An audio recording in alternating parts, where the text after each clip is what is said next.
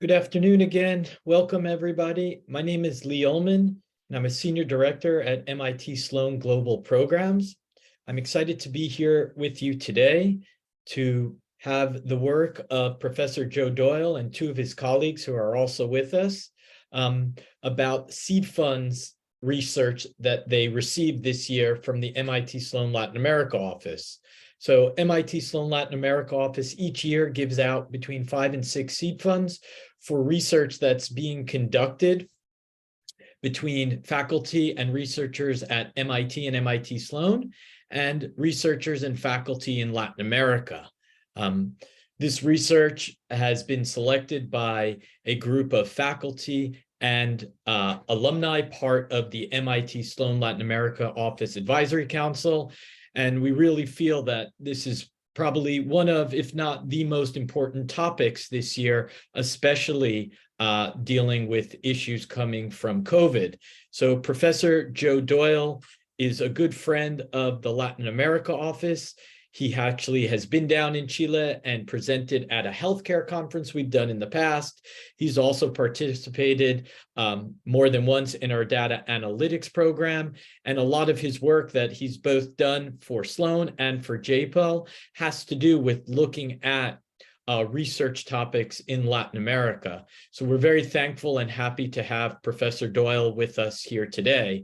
I'm going to turn over the slides to Joe, but before I do so, I'd also like to thank MIT Sloan Global Programs and Jacqueline Taylor, who is part of Global Programs, for helping set up this talk and helping out with the seed fund. So Joe, I'm going to pass the mic to you. I'd like everyone to know that during the talk, on the bottom, there's question and answer, the Q&A, and there's a chat. You're more than welcome to ask questions both during the chat and in the Q&A. We'll be happy to answer. I'll let Joe know if something is not clear.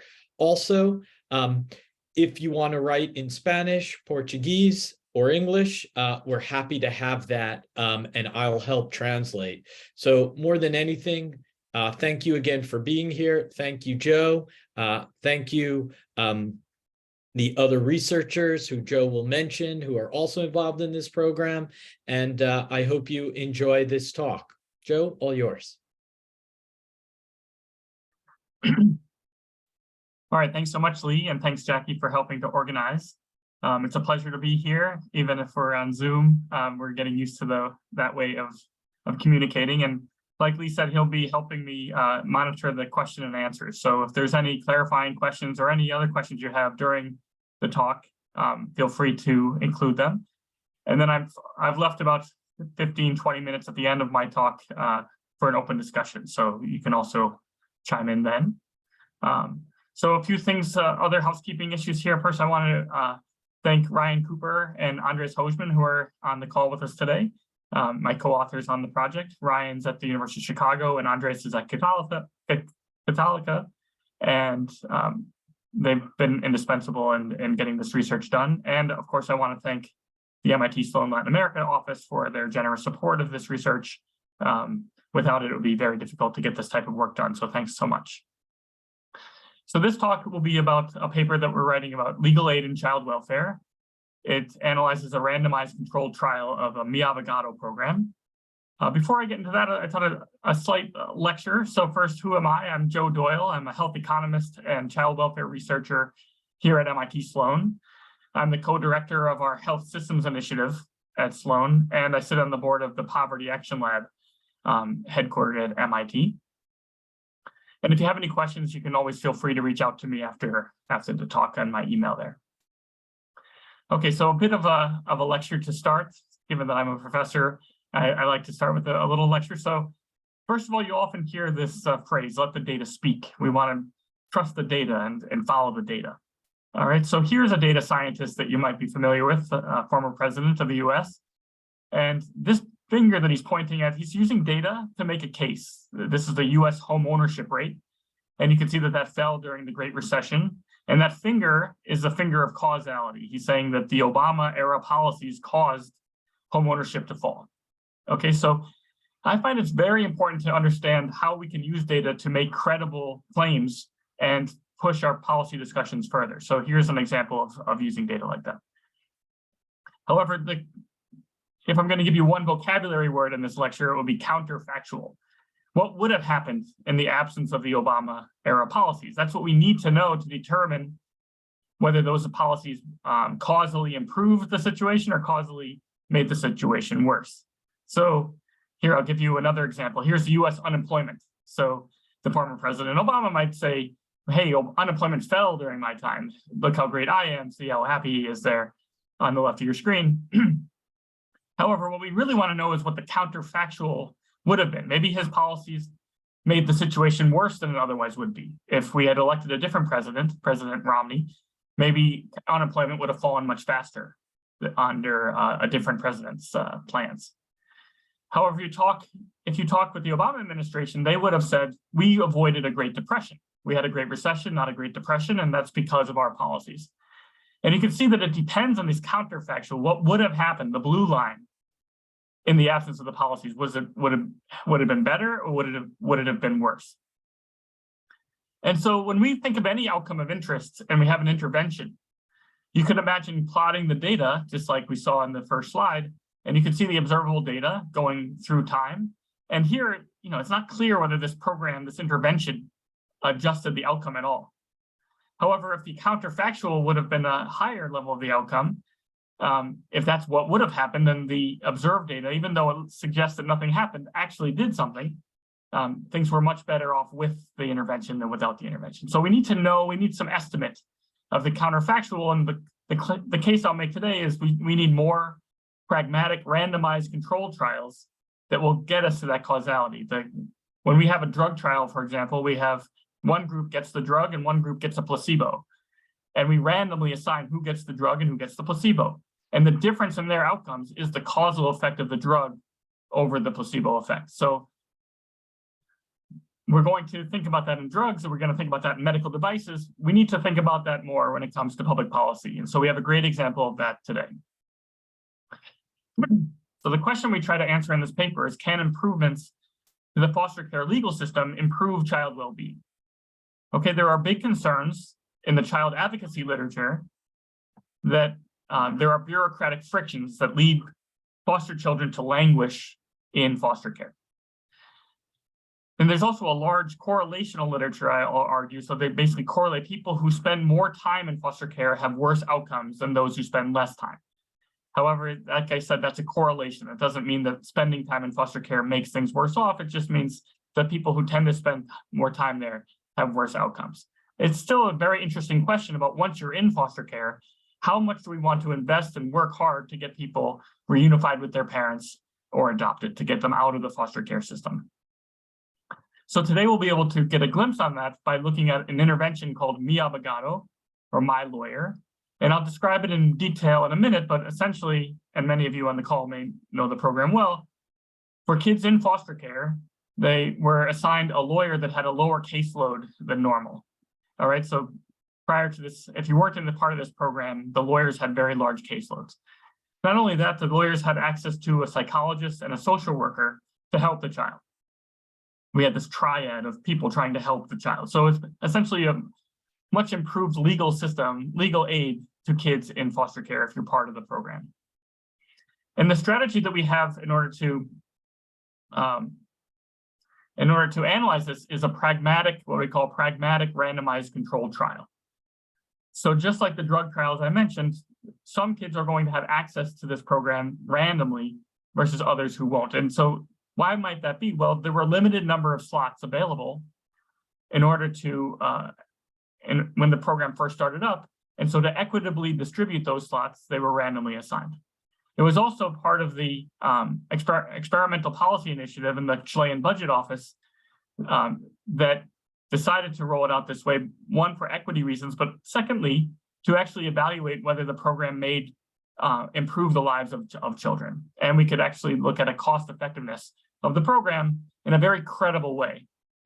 And like I said before, if we don't have this counterfactual estimate, what would have happened if you weren't in this program, it's very difficult to say whether the program was successful or not. So here we have this tailor-made way to analyze whether the program was successful.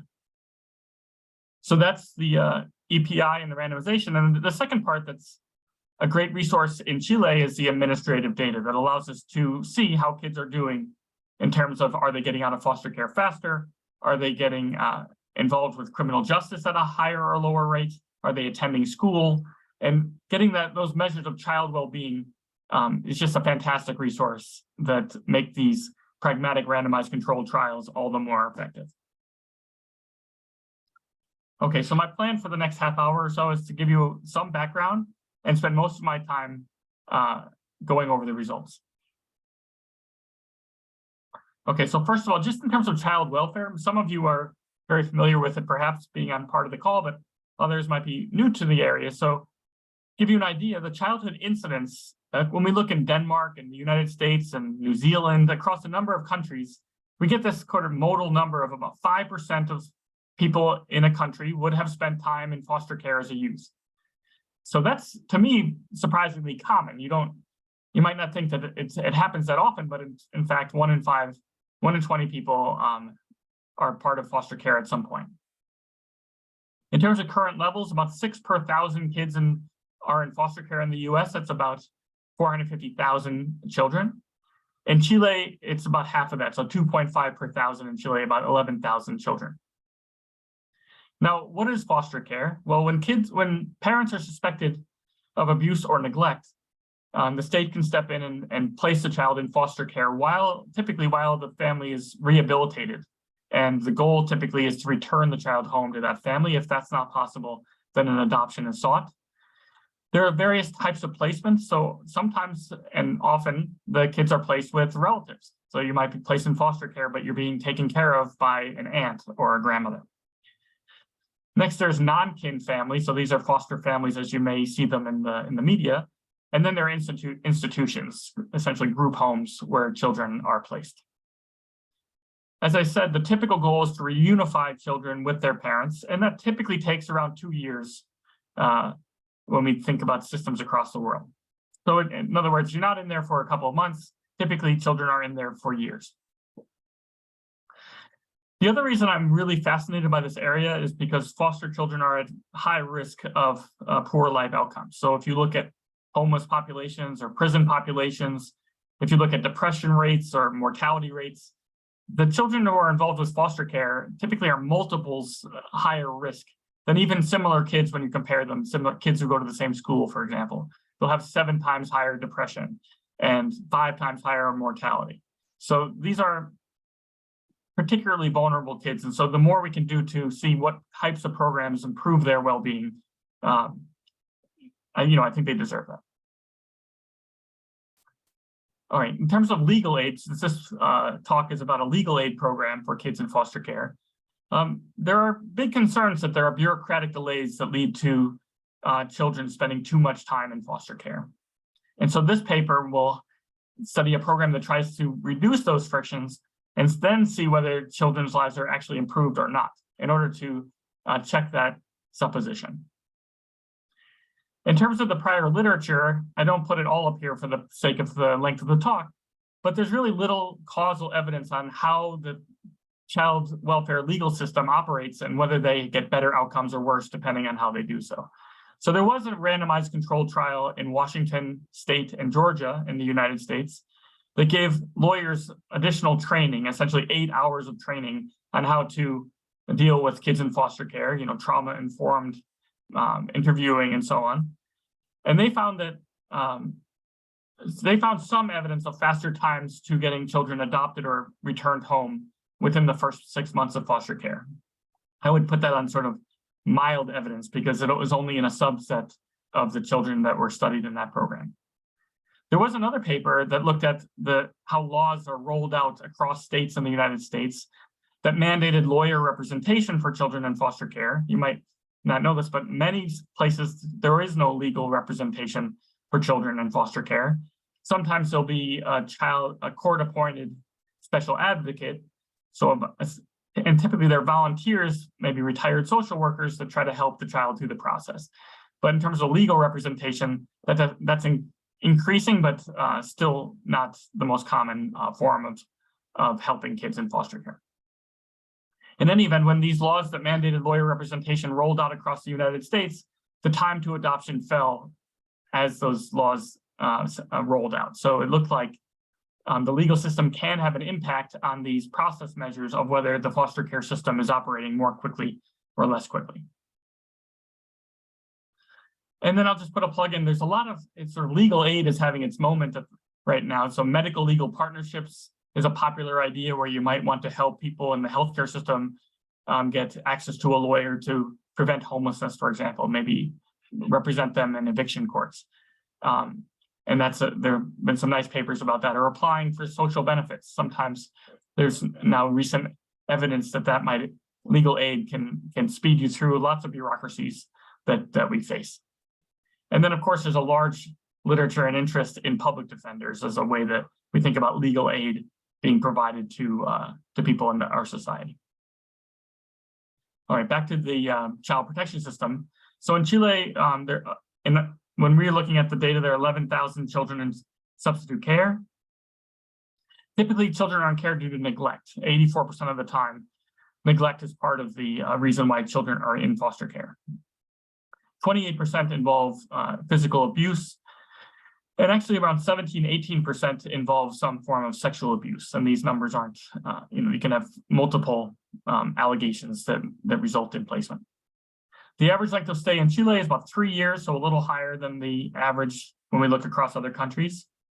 And what is a little different in Chile is that a greater reliance on institutional or group homes. So in 2019, at the time of our study, 41% of the children were in these group homes. And that had fallen over time, but it was still at 41%. So those of you in Chile may be much more familiar with this than I was at the start of our project, but there was a highly critical report of residential care in 2017. So there was both from the government of Chile as well as the United Nations.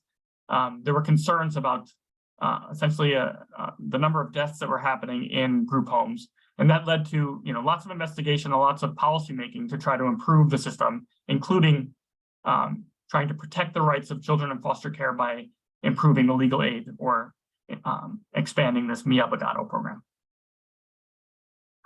So again, just as background, you might wonder what these group homes look like. This is the number of children in residence. It's a distribution. So there were a couple residences that have around 200 children in them. But typically, the residences have about 30 or 40 kids in a group home at a given point in time. So let me describe Abogado and how we're going to study it. So as I mentioned at the start, this Abogado program involves a case management team that is a triad. It includes a lawyer, a psychologist, and a social worker. The lawyer is by the program rules, which is typical for other environments, the lawyer is supposed to represent the child in court and to promote the best interests of the child. So the lawyer can have their own view of what the best interests are. So it's not just what the child wants, but what the lawyer deems is in the best interest of the child. The lawyers in the Abogado program had lower caseloads. They were supposed to be less than 60. And if you go to the national guidelines of the United States of what they recommend a lawyer should have, it's right around that number. In terms of usual care, as we say in health economics, what would you get if you're not part of this program? Children in foster care in Chile are supposed to have a lawyer. In our data, we observe a lawyer 80% of the time. So the people in the children in the Abogado program, 100% of those will get a lawyer. However, even those children who have a lawyer, their lawyer may have very, very large caseloads, which is a little difficult for us to measure precisely, but we can see some have hundreds of cases. This interdisciplinary team that I mentioned includes a psychologist and a social worker. The program caps their caseloads at around 200. And when we look at the cost of the program for the different services, the lawyer cost is about 90% of the program. In other words, the Abogado program is named Abogado, my lawyer, for a reason. It's largely a program that expands the lawyering as opposed to the other features of the program. And one way to see that is that the program documents the tasks that they are carrying out for children. So this is if we look at children who are in the program for a year, what are the number of activities that are taking place under the Abogado program, just to give you a sense of what this program is doing for children. So there are three categories. Interdisciplinary means the whole team is supposed to be involved. Judicial would mean the lawyer's doing it, a psychologist or the social worker. If we look at documentary work at the top of the screen here, you'll see that they get about 18 of these activities per year, and that's largely the lawyer or the team. The program also interacts a lot with the child, about 9 times. They interact with the family about 4 or 5 times, and they're interacting with resident staff about 13 times. Interestingly, for a legal aid program, interacting with the courts, we don't observe that in our data. It doesn't look like they're spending a lot of time at court. This documentary work at the top of the screen, where they're filing memos and writs, is where they're interacting with the court system. So that gives you some sense of what the program is doing. It's meeting with the child, meeting with the family, meeting with the resident staff to try to, one of the key questions in the legal realm here is whether the family is ready to take the child home. And so by coordinating services and interactions between the family and the child, that's typically the way we see reunification happen. Now, like I said, it's hard for us to observe case loads very well because cases are oftentimes not closed in our data. They are in reality, but not in our data. So what we did do is we looked at, in our last 12 months of data, our last year of data, for lawyers in the Abogado program versus not Abogado program, how many cases were they assigned in that time period? So they may get assigned and then work through those cases, but essentially how many were they getting assigned? And the Abogado lawyers, they're averaging around 100 per year. And the non-Abogado lawyers were averaging about 300 per year. So just give you a sense of the different caseloads. All right, so how are we going to study it? We're going to get to causality, or estimate that counterfactual and then the actual impact of the program with a randomized trial. So due to capacity constraints, this program wasn't large enough to accommodate all children when it first rolled out. The Chilean budget office and the SENAME at the time was randomized the rollout of the expansion of the program. In our study, we're able to look at children ages 6 to 18. They were living in group homes. That's why I focused on group homes before. They had to be living in group homes in January, February of 2019. We randomly assigned, not me, but the Chilean budget office, they randomly assigned children to the program or to not having the program. And we'll describe that in more detail in a minute. But they did that within age groups, within sex, and within 4 regions of Chile. There was a randomization that occurred on the last day of the first quarter of 2019, March 30th, 2019. And out of about 2,000 children, 1,871 children, 581 were assigned to the treatment group. So what does it mean to be assigned to the treatment group? That means that they petitioned the judge to assign a new lawyer who is a member of the Abogado program. So the judge could say no, that the child already is getting adequate legal representation and is about to go home, for example. So we're not going to change lawyers at this point.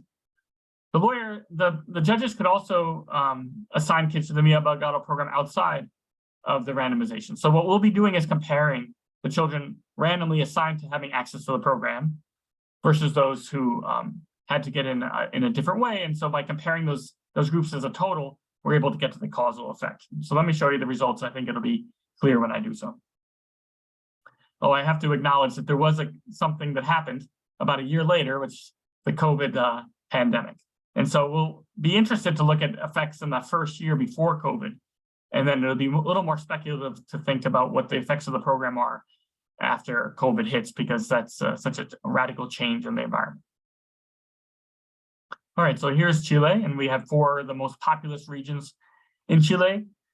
There are 623 children from Santiago, for example, who are part of the study, and 30% of them will be assigned to the treatment group, where the judges were petitioned to change the lawyer. In the other regions, we see 90% are assigned to treatment, or 10 or 7%.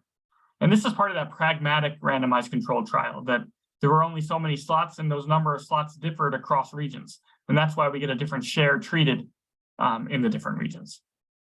And our analysis takes this into account when we estimate the effects.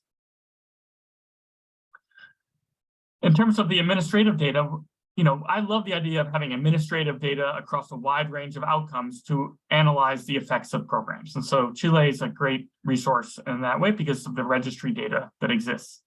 In particular, we'll look at child welfare data from which is tracked by SENAME at the time, now renamed, but the Child Welfare Services. We also have Ministry of Justice data so we can observe police reports and court activity. And we also have Ministry of Education data to look at attendance. We looked at test scores as well, although those results turned out to be too noisy to say much about the effects of the program on that outcome.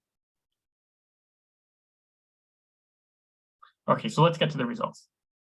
First of all, I just want to describe the population for you. And I'm comparing here the mean of the treatment group, those who were, the judges were petitioned to join the program, versus the control group, where no extra effort was made to try to assign them to the program. So this is all at baseline. We expect these groups to be very similar to each other because essentially a coin was flipped to determine whether you're in the treatment group or the control group. And so we see that the number of writs and hearings is similar across the two groups per quarter. The days living with residents, and the residents was about 60 days on average in the years before the program, before the intervention. The times they were suspected of crimes or victims of abuse were similar across the two groups. About 7% were reported missing, about 4% were suspected of a crime. If we look at the grade percentile in 2018, they're about right around the bottom quartile of the grade distribution. And they spend about 66% of the available school days in school. So and if you look at their schooling delay, they have about a 1-year schooling delay. That's the difference between your age for grade and your actual age. They come in with about 1.5 siblings. Their rates of their allegations are similar to the national numbers I quoted before, about 80% neglect. Their age of first entry ever into residence was around 11 years old. Their age when we look at the randomization was at 14 years old, and about half are female. Okay, so here's our first result, which is if you were assigned to the treatment group, were you more likely to participate in the program, to have ever participated in it? And so we can see that there was actually a small pilot program before, so these aren't zero, but they're essentially zero. After the randomization, a couple of weeks later, you see the treatment group has this large spike in the participation in the program. And that's about a 40 percentage point difference right there. And then they continue to grow until at the end of the time period, 2 years later, about 70% of the children assigned to the treatment group participated in the program. The control group does get access to the program, but more slowly. And so what this randomized trial does is it gets us this big difference in the participation in the program, even though the table before I showed you shows that these two groups are extremely similar on all the characteristics that we can observe. And interestingly, they should be similar on all the things we can't observe, because that coin toss was made in order to determine who was in the red line here and who was in the blue line. So we estimate that the children in the treatment group have about 60% greater participation in the program compared to the control group. So we have a substantial wedge, and one group's going to use the program a lot more than the other. And so I'll show you a number of slides like this in a minute, so I wanted to highlight what it means. This is the difference between the treatment group and the control group over time. So the red line is the difference. So like I said, it goes up to a 45 percentage point higher usage of the program in that first quarter after the randomization. That's a difference between the treatment and the control groups. And that difference falls over time because the control group starts to enter the program at a quicker rate than the treatment group. If we look at the processes that Abogado records, that also increases that first quarter, continues to increase into the second quarter after the randomization. And then it falls as the control group comes in and children are leaving foster care. So that could also result in fewer Abogado processes. And this is a nice graph to show that the cumulative days that they were exposed to Abogado, in other words, compared to the first day they entered the program till now, at any given point in time, that increases over time at a decreasing rate. It increases over time at a decreasing rate because the control group is coming in over time. But by the end of the sample period, the treatment group had about 150 more days since they started the program compared to the control group. So the randomization did something. It made one group much more likely to participate in the program and have more time since first exposure. So, okay, that's just a sort of process measure. Did the program roll out to the treatment group and not to the control group? So let's look at child welfare outcomes. So one outcome in the child welfare literature that gets a lot of attention is something called permanency. And what they mean by permanency is, are you living with a permanent family, your biological family or an adoptive family? And so we'll look at that here. Are you living with a permanent family? And remember, this red line is a difference between the treatment and the control group. We don't expect a difference before the randomization, but there should be a difference afterwards if the program had any effects. And we see that here. We see there's really no big difference. There's not a big difference between the treatment and control group prior to the randomization, but afterwards, the treatment group is more likely to be living with a permanent family. About 8 percentage points more likely there at about 3/4 after the randomization. And on average, it's about 6 percentage points more likely to be living with a family. Compared to the control group mean, what percent increase is that? That's about a 25% increase in the likelihood that you're living with a family, because you were randomly assigned to the treatment group, which led to this greater exposure to Abogado. These are the days living with a family, so the number of days as opposed to where you're living with your family, and that's about 6 days on average. And so we get back to this, this meaningful difference between the treatment and control group after the program comes in versus before.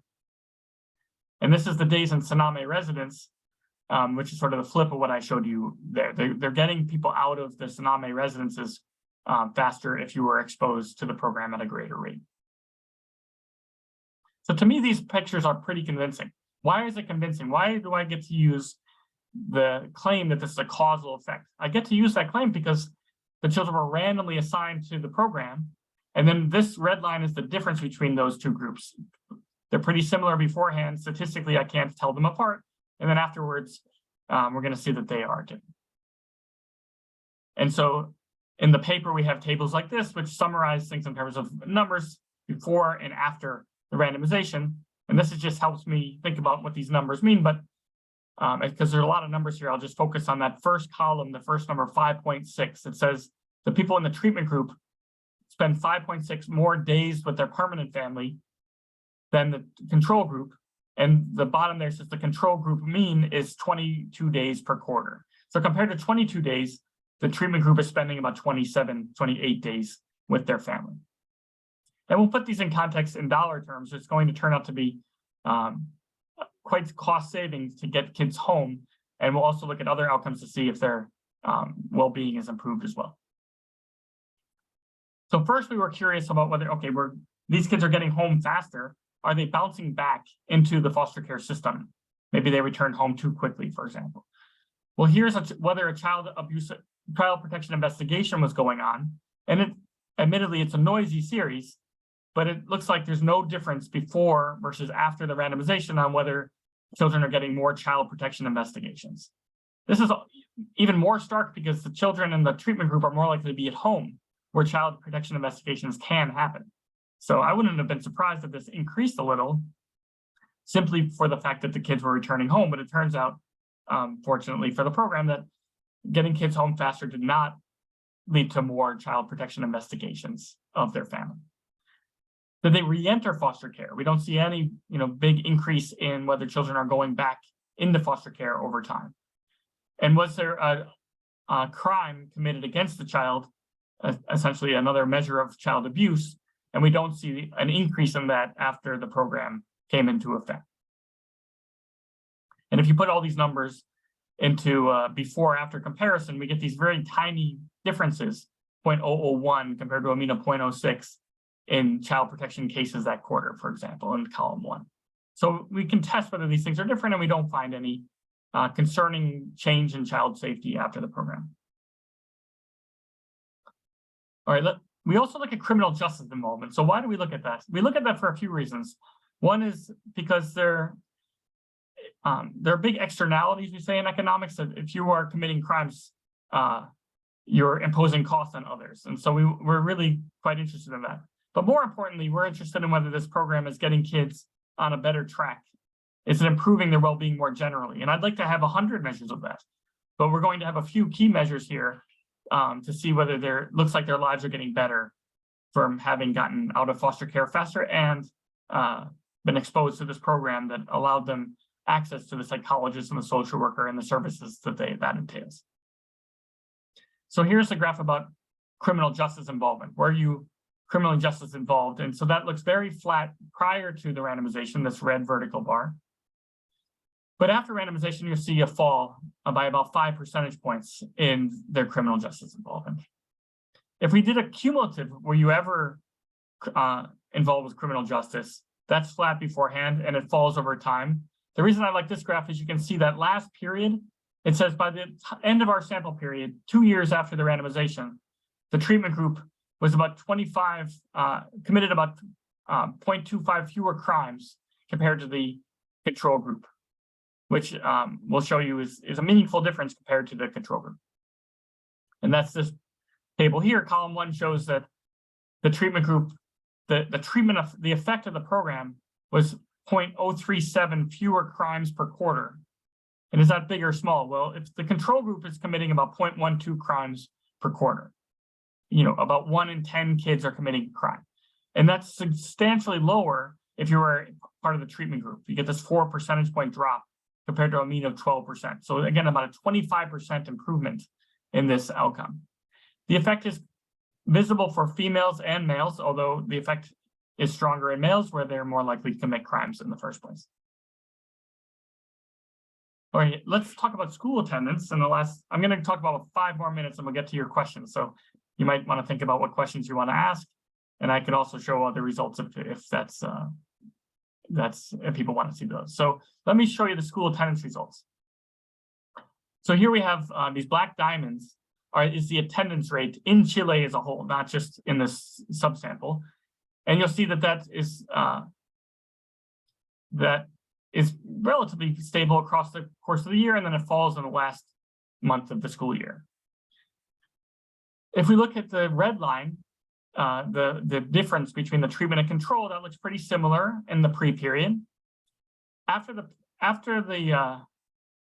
randomization occurs, you see an increase in schooling attendance precisely at the times when national attendance is lower. So you see that the third diamond after the randomization that has this lower attendance, and that's because there was a teacher strike at that time.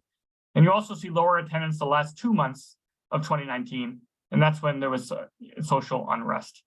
And so when there was more discretion essentially over whether to go to school is when the children more likely to be exposed to this program are attending school more often. And we find that these results are pretty suggestive that the program improves schooling attendance. The reason I say suggestive is that it is a little noisy, admittedly, but we do see this overall, there is a higher attendance rate on the right of the randomization compared to the left. All right, we looked at for heterogeneity, is there differences across different types of children? And what we found are that the permanency effects, these are you getting home and living with a family, are fairly robust across different types of children, old children, young children, boys, girls, and so on, the different types of residences. The crime effects are loading up on kids who are more likely to commit crimes in the first place. And maybe that's just the margin where those are the types of kids where this type of program can have meaningful effects. But across all of these outcomes, we do find larger effects for boys than girls and for older children. And that's for the crime outcomes, the permanency outcomes, and the schooling attendance. I'm going to skip over this and just get to the cost benefit analysis. So at 2 years, ITT stands for intent to treat. So that means for everybody in the treatment group versus everyone in the control group, we can compare the costs and benefits that we observe. So for the entire treatment group, they have about 150 more days receiving the Abogado services. The Abogado cost about $328 per child per day, where non-Abogado costs about $270. And these numbers are a bit preliminary in terms of we're getting the exact numbers, but we think that this is about right. So that results in about an $86 increase in cost for the treatment group because they're receiving this more intensive legal aid. So this does take into account that the control group's getting access to the program, but at a lower rate. And so we're spending more money on the treatment group as a whole compared to the control group. But if you look at them getting out of the residences, they spend fewer days in public residences and fewer days in private residences. And that results in about $1,100 in savings just by getting kids out of foster care faster. And so you can see that it doesn't really depend so much on the exact numbers that I'm quoting here, but the savings to the child welfare system are substantial compared to the outlays for the legal aid. And so to me, this is particularly motivating for, as I go to talk to other child welfare systems, I'm pointing to these numbers and saying, if you improve the legal aid of the program, you could improve the child well-being and save money at the same time. And of course, we want to study whether these results apply to other locations with the pragmatic randomized controlled trial. But this is definitely a proof of concept more generally, and evidence that directly applies to Chile, where this program looks like it was extremely cost effective.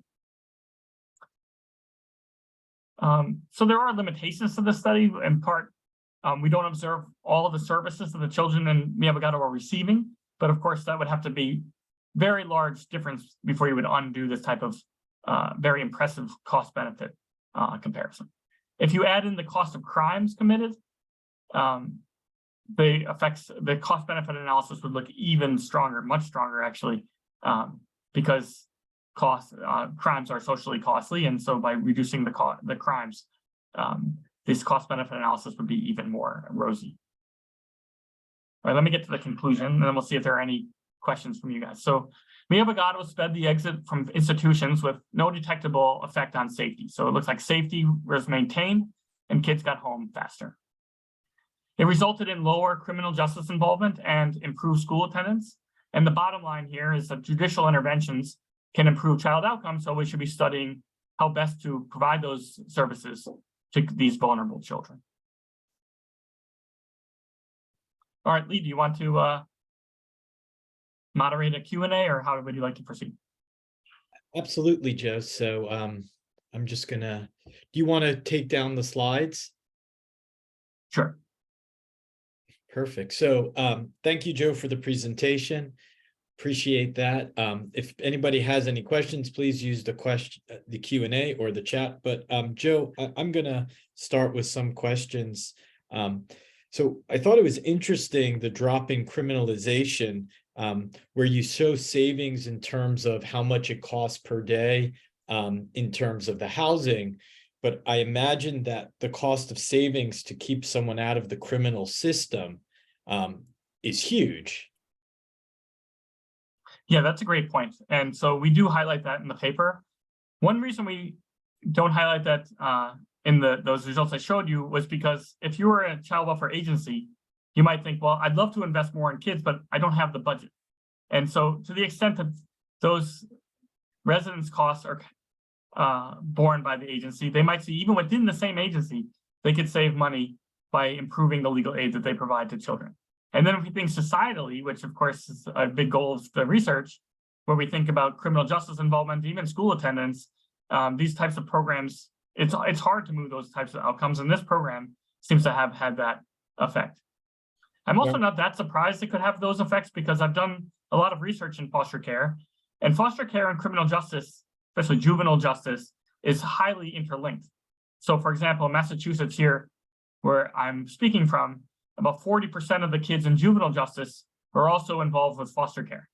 There's this overlap of populations. And so if you could get social services and a psychologist teaching kids how to manage their stress and manage their anxiety, you could imagine very large effects on things like criminal justice activity. And I also like it as a barometer of child well-being. We want to know whether kids are better off from this program, not just that they go home faster.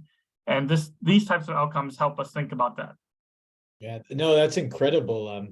The other question that I had, which you touched on, when you mentioned showing this to other countries.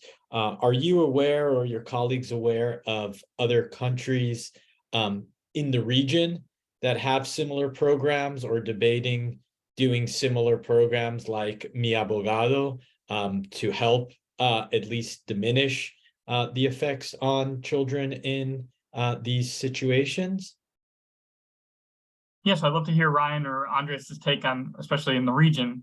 In the US, there's a lot of discussion in the child advocacy world about whether kids should get a court-appointed special advocate, which is basically a retired social worker that oftentimes are volunteers, versus having a lawyer. And there's actually a pretty rigorous debate about which is best. And there's really very little evidence about whether that which way is the best way to go for different types of kids.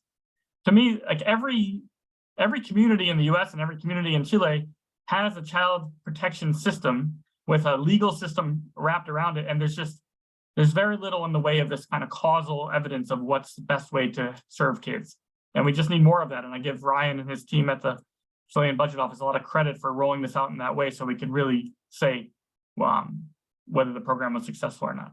But Ryan or Andres, you know about other countries looking into this?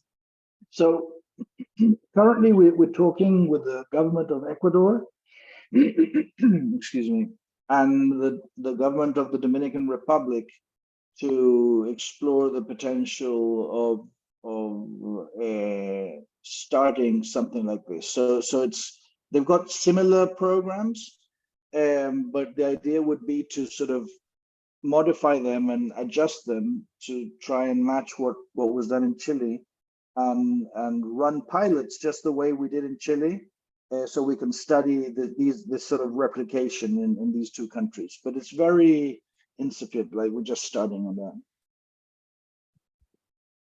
Andres, do you have anything to add, or? No, I am not aware of any other program of this kind in our region. Okay.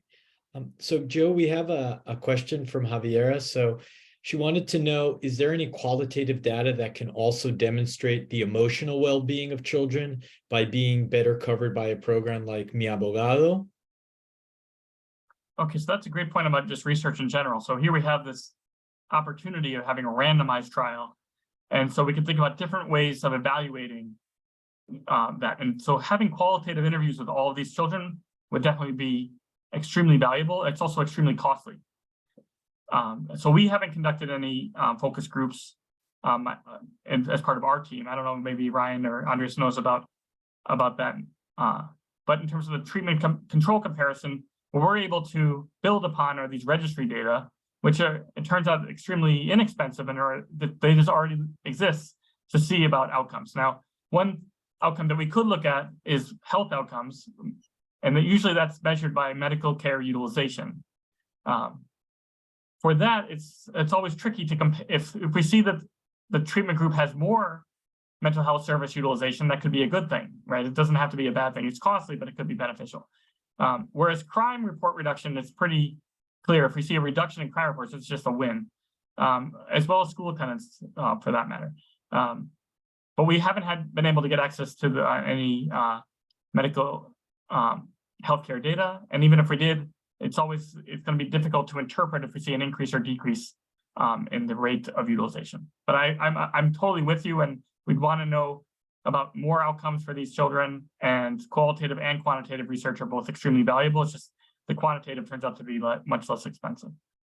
Ryan, do you know of anybody who's done like interviews with the children?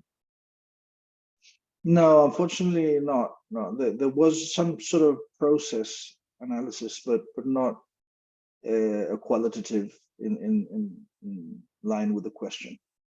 Okay. So Joe, Andres, and Ryan, I think I'm going to ask one more question, and very appreciative, and it's a pity that more of this isn't done, because I think it really shows the benefit of these type of programs.